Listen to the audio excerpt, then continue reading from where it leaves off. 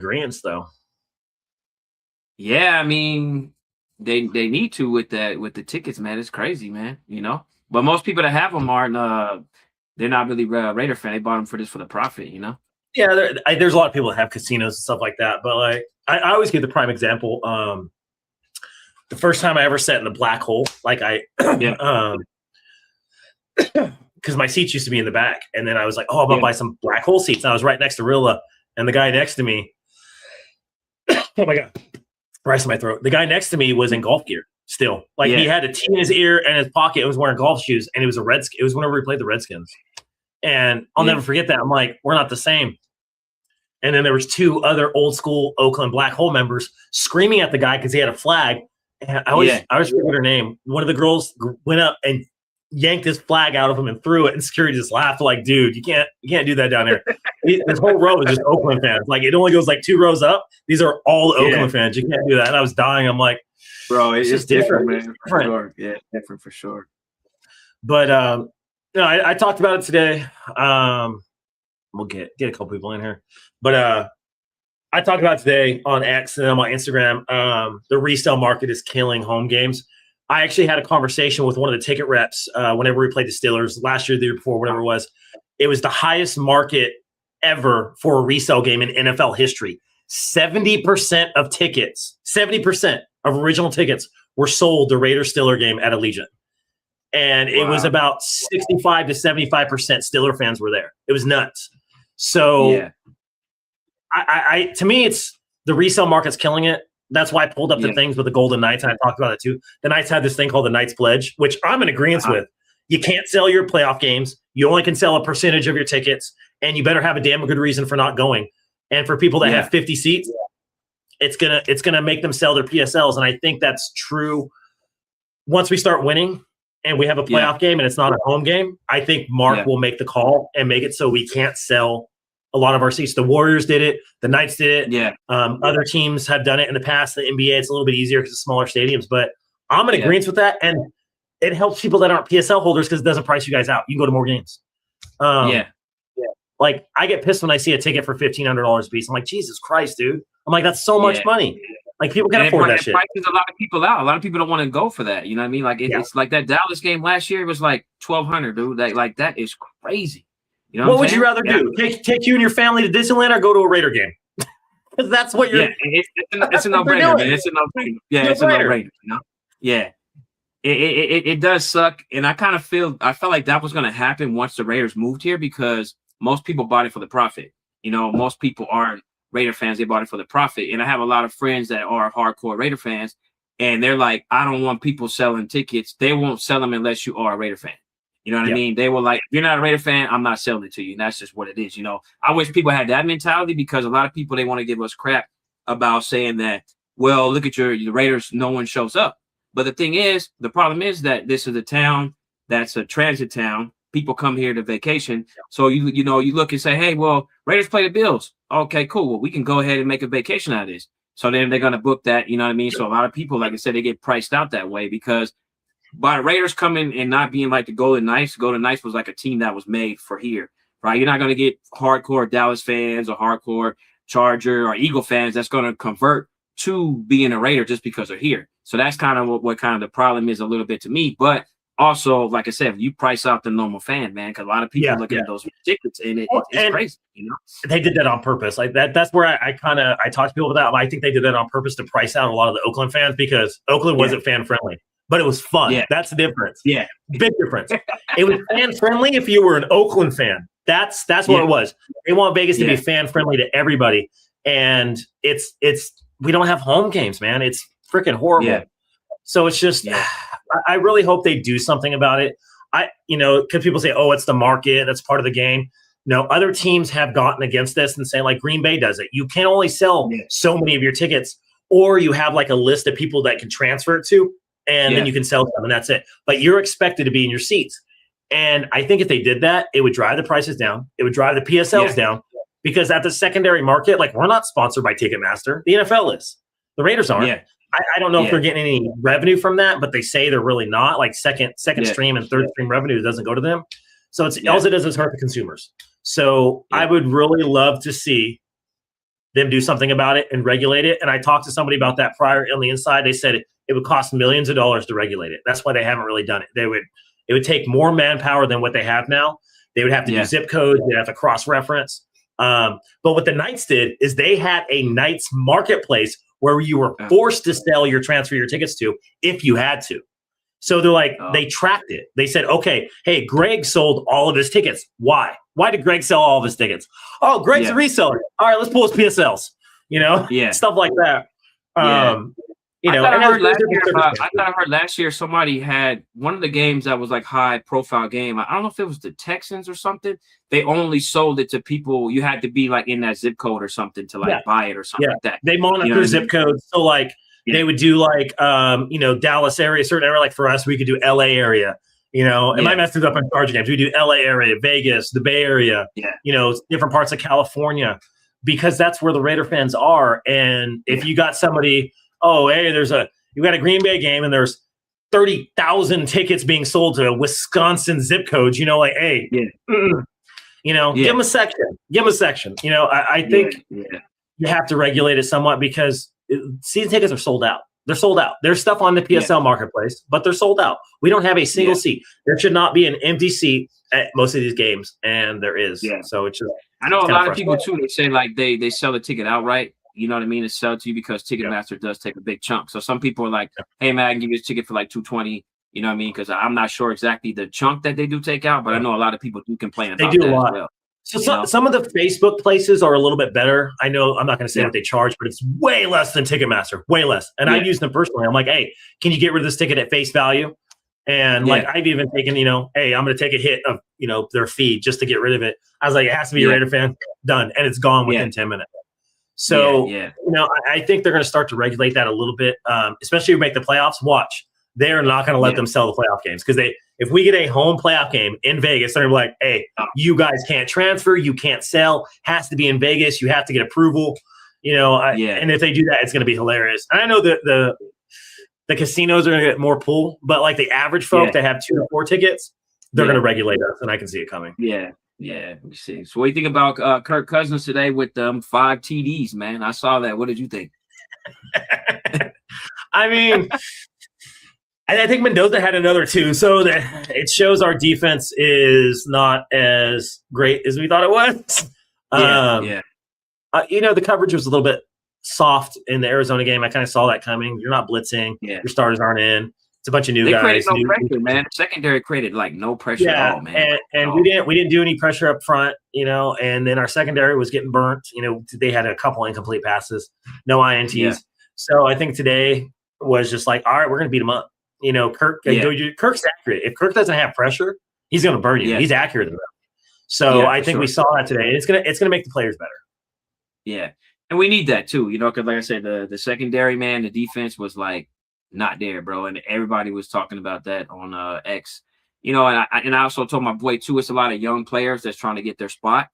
So also it might be a lot of rotation in there as well too. Because I saw McCoy out there. We know McCoy hasn't really played in a year. You know what I mean? So, but he was out there getting rest, but he got burnt. But like I said, it's a learning process for him, getting the speed of the game and whatnot. Darian Porter, he was another one that got pretty much burnt. You know what I'm saying? So it was a lot of bad passes, that they didn't get. But I think the coverage was good and close. It wasn't like they were far off. You know what I mean? But also you got what's the name, Harrison over there. He's a pretty good wide receiver as well too. So, so it's kind of hard, to pinpoint. Exactly where it's going, but I feel like honestly the secondary does need to step up. You know what I mean? And they need to be like. I think they will in week 2. We're seeing that Masses is being pulled away from starters. We're seeing McCoy is a rookie. They're like, hey, let's bring him along. I expect both of them to get a lot of playing time. They did get a lot of playing time last week, so our starters aren't really going to play. We know who our starters are. We know Stokes is going to start. We know Chen's going to start. We know Palomalo's going to start.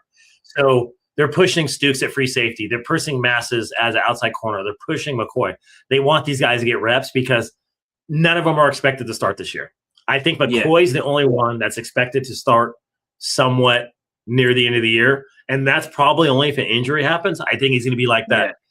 You call him like quarterback 1-2, like they don't start, but they play a lot. I think that's what McCoy's going to be by the end of the year. Yeah. Got a couple of things on IG over here. Someone said, someone said, F it, come back to Oakland. My boy OTC Raider said that. And Hayward said Vegas will never be Oakland, which we kind of know. My homie said, I grew up right next to the Oakland Coliseum. So one of my friends asked me, he said, what would your thoughts be if the Raiders were to come play one more game in Oakland? I told him, I said, bro, I don't even think they got any seats over there like anymore. I know people like, you know what I mean? Like, you know, some people tore the seats up, but he said, what would that be? And I was like, I don't know if it would happen. I doubt it would happen, but he was like, would you? That was a question one of my boys asked me at work. You know what I mean? Like, that how would you be the wildest, most overpriced game. We think Vegas prices are bad. If they came for one game in Oakland Coliseum, and they had to replace the seats, because myself, I took like 30, so I don't know where those seats are anymore. Well, I'm saying that because I know you got a couple seats. You know what I'm saying? So, but I know people seats, you know what I mean? Yeah, so it would be a blast. I don't think it's ever going to happen because of licensing and things like that. Yeah, it was just something in the air that my boy was talking about. You know what I'm saying? You know? Yeah.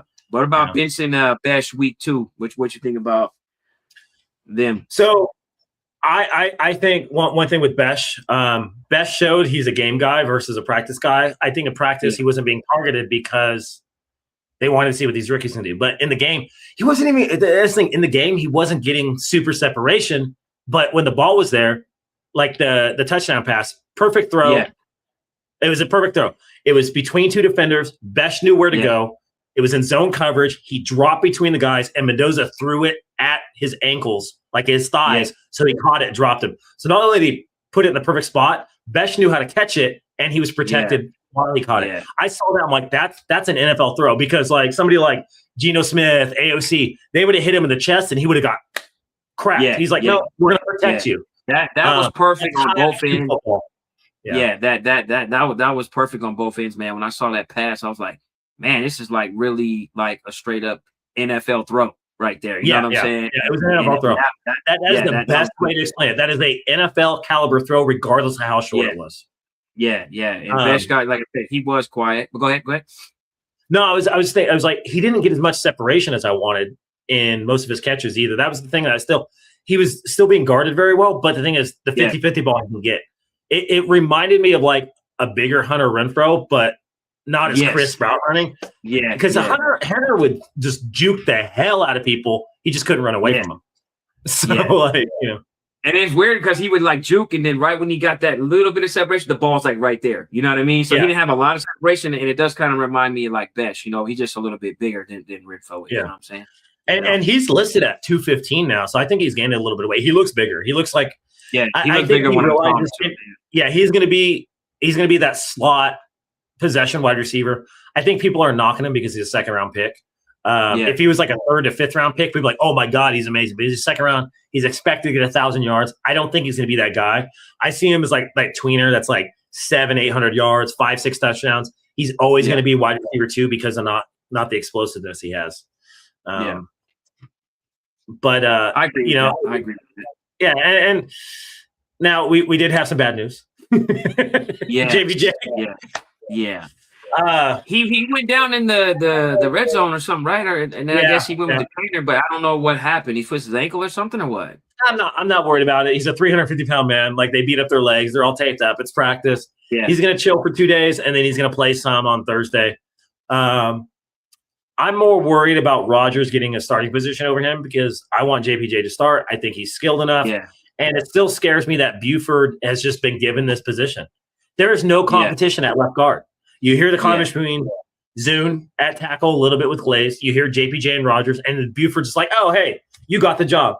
It's like, great. You played for Shanahan last year, so you automatically get a starting position. So it's a little bit worrisome. Yeah. I would really hope that they put some competition over there because I think Rodgers starting with JPJ gives us the best chance to win. Yeah, I think so too. I saw that during practice. I think towards the end they were swapping him out with Rodgers and whatnot towards the end. But like I said, if he's injured, man, I don't know what, we'll see what's happening with it because they got what? They already hit the road already. I saw the Raiders they're already flying over there to Texas, right? They got the game. So we'll see if he's playing and what's going on. You know what I mean? And we'll have an eye on that for sure because you already know. I know you're going to be looking at that for sure. You probably be looking at that the first one to see if he's out there. But like I said, it's like JPJ one of those guys that also like fan favorite. We're rooting for him, but it's like, man, this is like the second year, like I said, a different regime and coaching staff that's still kind of eyeing this guy like, hey, this guy might not be the number one. You know what I'm saying? So, we got to figure out what's going on. But like I said, we don't want to see him injured, like I said, but we'll see. No, we want to see him play. I think he'll play. Yeah. Now, with week 2, this is one of the things I kind of highlighted on X, and there's 2 aspects of it. The first one is Washington only had 6 carries. He had the most carries. I believe he played the most plays at running back, but he had a lot of passing. We're throwing the ball a lot. I think we have more of a heavy Washington week 2 and throw Lobby in there and Hemby to see what they can do, because neither one of them had any flashes. I still don't know who running back 3 is going to be. I think Lobby is in the lead because he's special teams, but I think Washington, they're going to go out there, give him close to 10 carries and say, hey, we want to see if you can get to the next level again, because Thursday, he did exactly what we thought.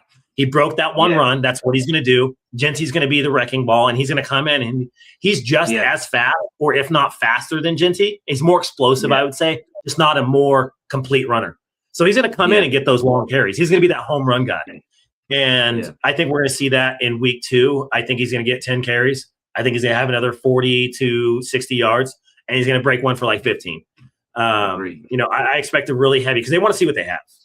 Yeah, I watched that play, and I saw the way he saw the block, and he understood that play. And if you just see each way he cut, and then he just ran for it. You know what I'm saying? Like, he avoided contact, and I was like, that right there is like, good. Let me see what the comments say. That right there is good to see. You know what I'm saying? Like, because that's what we need. You know what I mean? And I know there's a lot of issues with the O-line.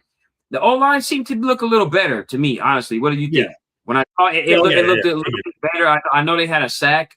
I know Cousins didn't get sacked, but I know Fernando had one, and I know AOC had one, but it did look a little better. Someone said I like the footwork, huh? I like his footwork too. It looks so smooth, man, when I looked at that play, He's quick. He's going to play a lot more. He's going to play a lot more than we probably think. So I saw him and I saw him in practice, I'm like, man, dude, he looks like a man. Like, he's a big running back, like 6'2", 220, runs a 4.40. I saw him returning kicks. I'm like, Jesus Christ, man, that guy running at you full speed is absolutely.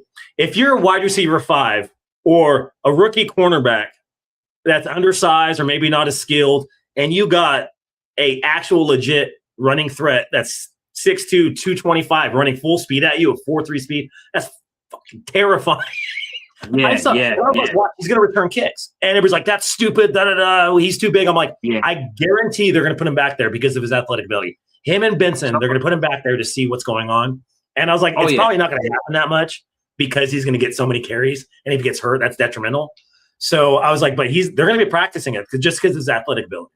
You put your ball in the hands of your athletes. For sure. Someone asked on IG, Flacco, he said, you guys think Jacob will get any reps? Talking about the quarterback. Honestly, I don't think so. To be honest with you. No. I think it's going to be AOC. Like, maybe at the end of the 4th. We know where that sits. AOC's quarterback 3. I want to be traded, but he's not going to be traded unless somebody has an injury. We're going to keep it as an emergency. Cousins is at the end of his career. He's old. He's going to get hit. He may get injured, and they're not going to start Mendoza.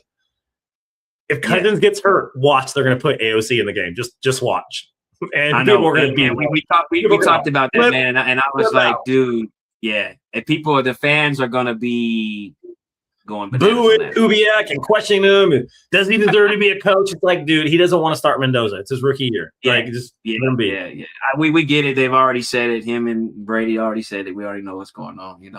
But let's talk about more play action for Mendoza. So this is the one thing. So Clint Kubiak stated he wanted to challenge Mendoza. So that's kind of my reasoning why he didn't run play action that much. He's like, I want you to see what you can do.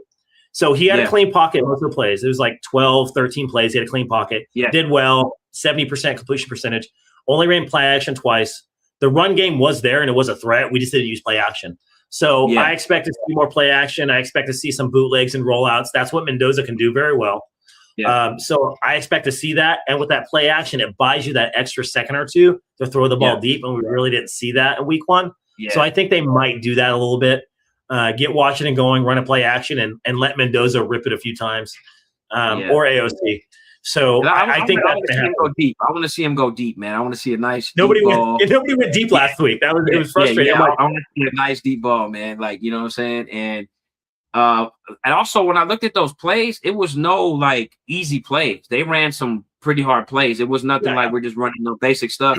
And I like that for Kubiak by him doing that. Like I said, it was not like, okay, we're gonna run the easiest plays, try to make him look good. Like it was challenging. Everything that he ran was ran a pro style offense, and they made him read. That's what I saw. And I was telling them, I'm like, they're making him be a quarterback. They're not. And in the regular season, I don't think that's what they would do. In the regular season, they would use play action. They'd have him rely on Bowers. They'd have him rely on Genty. They're like, no. We want you to learn how to read defenses. We want you to get used to the speed. And there was a couple of times he's a little bit antsy, which is expected. It was his first game ever as a quarterback. And I'm like, oh, he's patting the ball. You can tell. Because when he gets there, he's like, oh, shit. No, and he starts doing this. I'm like, oh, he's going to get sacked. And that's the only time he got sacked. I'm like, he's patting the damn ball. There's nobody open. And that's when you're a rookie, that internal clock, like it reminds me of Rodgers. Rodgers would just roll out, throw it away. He's like, hey, it's better to throw away the ball than take the sack or throw an INT. He's like, it's the lesser of evils. And that will start to click. I'd probably say the only real critique I had of him is when he's patting the ball. He got a little anxious when there was some pressure, but he reacted appropriately for most of it. And we had one bad play. We got sacked. That's And I also like that he didn't put none of the players at danger. You know what I'm saying? He didn't throw no hospital balls. You know what I'm saying? He didn't throw an interception. He didn't, you know what I mean? He didn't do nothing crazy. You know what I'm saying? He didn't just throw it up just to get it out of there. So I feel like, he did a good job. You know what I mean? And for his first appearance and debut, you can't go wrong with that. I know you looked at the stats with him and Carr, and I think Brady, he even had better stats with him on the debut. You know what I mean? So it was good. It was solid. Well, and AOC had 3 touchdowns in a preseason game. It doesn't matter. It literally does not matter. Preseason his footing looked good too, though. His footing looked good too, though. Mendoza's footing looked good because I know they were talking about that too. Yeah, that's why I don't think people realize why we drafted him and why he's a first round pick. It's because of his IQ and his fundamentals. It's not his athletic ability. It's not his arm. It doesn't wow you. It's better than average, above average. What really gets you is the timing, the accuracy, and the IQ. And you look at people like Tom Brady. You look at people trying to get another quarterback like high IQ, like Aaron Rodgers, but he had all the athletic ability in the world. He knew where to put the ball, and he was highly efficient with it. And you can win like that.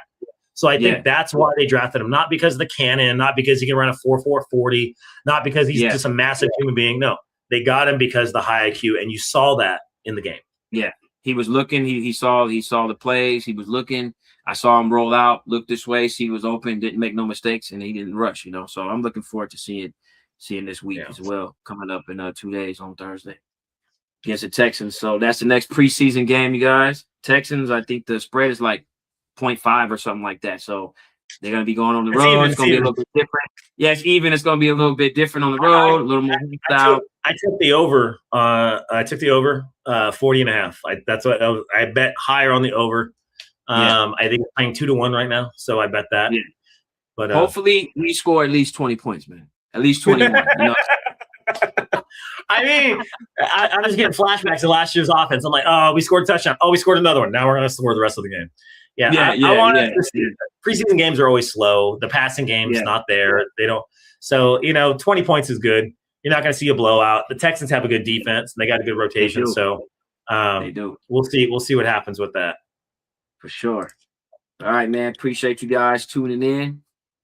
And next week, give me a prediction on the score, though. Let's get the prediction out of the way. Score? Yeah. Let's say 28, or let's say 32-24, or something like that. Let's say. I'm going to go with 24-17 Texans. So it gets to 41 points. I hit my over. Okay. But I think the Texans have better depth at defense. And I think David Mills is a little bit better as a backup. He's the Texans' backup quarterback, if you guys know. I think he's a little bit suited better for offense, and he's going to be able to score some points. Yeah, we'll see. We'll see what happens. All right, thanks for tuning in. We'll see you guys next week. All right, have a good one. Yep.